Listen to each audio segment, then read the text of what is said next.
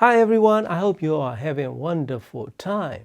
Today I'm going to share a very exciting product. I was supposed to get this VM Ultra as soon as they released it. Somehow shipment got lost and I only received it after a month and a half. It has all the features that they offer in VM Pro and VM Plus. This one is improved with better DAC inside using ESS9038Q2M chip in there, preamplifier, DSP, all the features. So I had a pretty good experience using HDMI control, using the ARC connection. It works great. And after the latest firmware update, the feature is a little glitchy. Other than that, everything is functioning very good. Right, I try with a few different parents, starting in my streaming setup, watching Netflix and all that, using the HDMI ARC, connecting subwoofer and controlling the sub, playing around with DSP and PEQ. So DSP, the room correction is pretty good. It gives you a few options like flat, BNK, and Harman corrections, but I do not like any of it. What I did was I run it automation tuning. I see where it peaks and dips and everything, and then I just remember those frequency range and I go into PEQ and I fine tune it. So that's how I do. I don't like automatic room correction. They never sound great. If you are very particular about sound quality and sound signature like I am, then that's gonna be big deal for you. So this VM Ultra has all the bells and whistles that you can think of for $330.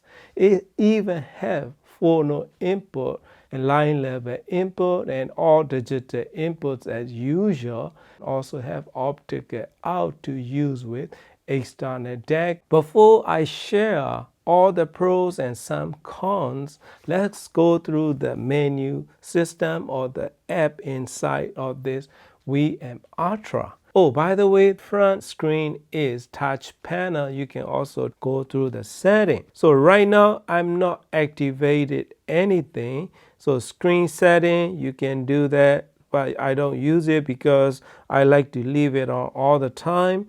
EQ, you can do, as usual, PEQ or regular equalizer, and each input can be fine-tuned individually the way you like it. So audio setting, you get pretty much all the same setting as the other Wii stuff.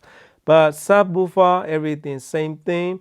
And another thing is audio input, right? That is auto sensing and HDMI CEC power control and everything. So one thing I like to suggest you is give this a line level input resolution to highest, because even that line level input tend to be a little bit lesser sound quality than the digital section. So that is one thing that I like to mention. Then when you click on USB, that is where I attach my USB drive. So that is a very good feature. Plus you can change pre-gain setting for each inputs. So that is very customizable. Let's say if you have a streamer box for the TV or Apple TV or Roku or whatever you pair with, they tend to have a louder sound. So that is where you can fine tune it to the way you like it. Everything combined, right? That is very impressive features that they are offering for $330. Audio output, that's where they always had that digital PCM filter. So this is a factory standard. That's what I use. So everything is working great other than the AirPlay. This one doesn't have any AirPlay, but this one can handle DSD, meaning it's going to be DOP, so DSD over PCM. I was using Sony HAP-Z1 ES as a network attached music server. So I connected my external drive with USB input. The system of this VM Ultra automatically sends the drive, and as soon as I select the USB drive, it's automatically categorized and created the catalog and album art and everything, so it works wonderful. When I play those DSD files, it takes a little bit to convert it when it's started, but it will play in like highest resolution that it can do, which is 192K 24-bit resolution that it will play automatically doing DOP. It works great. I'm not really a big fan of those analog inputs in general. They just good to have it there if you need to use it. A few downside is the volume control knob, right? The volume control knob, the quality is compared to VMM slightly lesser quality. When you turn it manually, it makes a tiny bit of scratchy sound. Other than that, the rest of the component is very quiet, no noise at all. The side of the chassis is aluminum, appear to be, but top of the chassis is now plastic compared to VMM. So I tried all that, and then one thing that I really like about this VM Ultra is highly capable preamplifier stage. The way it sounds is nice and clear sound with nice smoothness to it without getting bright sound. I'm not touching anything, just like they send it out of factory, right? Other than the gain control. I was pairing with this Guardian Audio TSA75 using Audio Quest Diamondback RCA cable and Belden 9497 speaker wires and playing with these two speakers. I was like, man, this is very impressive. So this kind of component get the job done, give you very good sound quality for the price of $330.